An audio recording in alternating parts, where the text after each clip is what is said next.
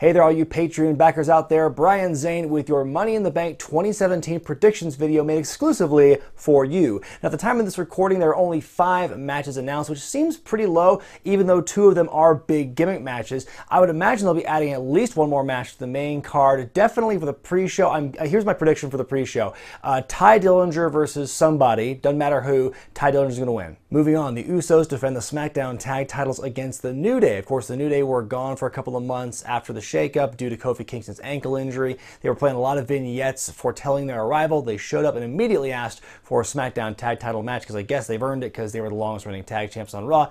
Makes sense. I do enjoy the New Day. They're one of my favorite acts on WWE TV at the moment, and I think that them being part of SmackDown is going to help kind of hopefully give a shot in the arm to the tag division there. It definitely needs one. That being said, I don't think they're going to win on this night. I think the Usos, by hook or by crook, through their nefarious twinsy ways, are going to retain. Naomi defends the SmackDown Women's Championship against Lana. If you told me 1 year ago this match is going to be happening, I mean any part of it, either women involved or the fact there was a new Women's Championship involved, I don't think I would have believed you. That being said, like the New Day, Lana was gone for the last several weeks, playing lots of vignettes with her dancing sexily on a chair on the stage, and so she finally showed up last week for the first time in a long time. She's still Russian, she's not anti-American, no longer with Rusev it seems, and she just dances a bit, I guess. I don't know what her real actual gimmick is. She's a dancer and she's Russian, and yeah, I guess that's pretty much it. This is going to be a big proving ground for Lana. It's her first singles match ever, much less televised as far as I know. The last match I know she had was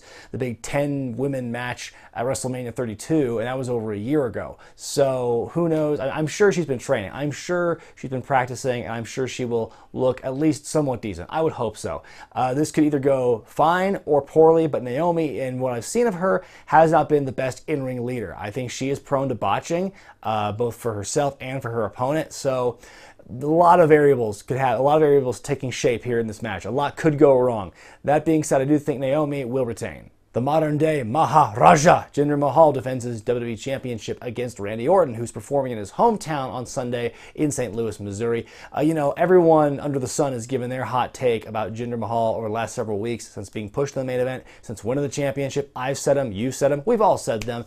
That being said, I think what's done is done. I like Jinder Mahal as champion. Say what you will about his ability in the ring. He's got a presence about him that I really like. I think it's a fresh take on what we've seen in the main event scene in WWE. So I'm all for Jinder Mahal being the champion, and if they want to cater to the Indian market and try and sell network subscriptions to India, fine, good for them. I think it's a good way to do it. They've really been going out of the way to promote that Orton's legacy is on the line in this match. I guess that makes sense because at his age and the number of championships he's won over the years, I can't imagine he's going to be winning a ton more, but I think the verbiage is funny because the last time I can remember that being used was John Cena versus Bray Wyatt at WrestleMania 30. That was a huge crux of their feud at that time, and we all know how that turned out. I don't think the same thing is going to happen here with Orton and Jinder. I think, Jinder's going to keep his winning ways. The Singh brothers will get involved as they are wont to do, and Jinder will retain the championship either by clean pinfall, actually as clean as you can get with the Singh brothers interfering, or by disqualification. He will somehow hold on to the belt. Orton will be definitely aggressive in this match. Orton will look good. I think in this match he will look as strong as he possibly can without winning the championship. The inaugural Women's Money in the Bank ladder match. Charlotte, Carmella, Natalya, Tamina, and Becky Lynch all going at it. I'm really curious about this match. If anything, it's for the novelty of it, just the fact that we haven't seen a match like this before. We've seen Hell in a Cell, and we've seen a bunch of no holds barred. We've seen Iron Women matches, but we haven't seen a match like this. To my recollection, I don't think there's been any variant of a women's ladder match in WWE. So to have this match happening here, I'm really excited about. We all know Charlotte's experience in these first time ever matches, so I think she'll bring the heat, have a lot of cool spots. I think Tamina will be the powerhouse of the fivesome and will definitely get involved with some power moves here. James Ellsworth, I'm sure, will be involved for comedic purposes. As far as who I think is going to win, as it relates to who I think is going to win the men's version later on, I want to have a balance of face and heel. I don't want heels winning both of them. So I think just for the purpose of my predictions here, I'm guessing Charlotte will win this one. That's my take on it. Again, both the ladder matches, in my opinion, are very difficult to predict.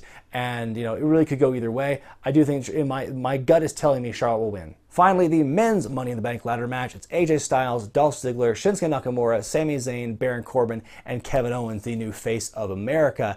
I think this match has the potential to be match of the night easily, and quite possibly one of the better matches in WWE for the year of 2017. 4 out of the 6 guys are known for big, crazy ladder match spots. Shinsuke and Baron Corbin, not so much at this point. They're kind of unproven in that manner, but I think they can adapt very easily, and I think it's going to be a big old spot fest. I think it's going to be a lot of fun to watch. Now, as far as who I think wins this match, well, like I said, I didn't want to make it heels winning both ladder matches on this show. That's why I picked Charlotte for the last one, which means I'm going to pick a heel for this one. But which heel? Right now, it's down to Corbin, Ziggler, and Owens. I don't think Ziggler has a chance of winning the thing. Corbin, I think, is the most primed and ready to win it because I think the Money in the Bank matches are traditionally and historically about people who need that extra boost to really get into the main event scene and solidify themselves as main eventers. Time has shown us that for the majority of the winners, that's what happens. So that's why I think Corbin is most likely going to win. Part of me thinks there's a little nagging part of my brain that thinks Kevin Owens is going to win and hold the U.S. Championship and the Money in the Bank briefcase for a brief period of time, but I'm going to go with my gut again and say Baron Corbin wins. So let me know what you think is going to happen at Money in the Bank in the comments section below, and I'll see you on the other side for my Money in the Bank review coming out Monday on the YouTube channel. To all my Patreon backers, thank you so much for your support. I'm Brian Zane, and I'll see you next time.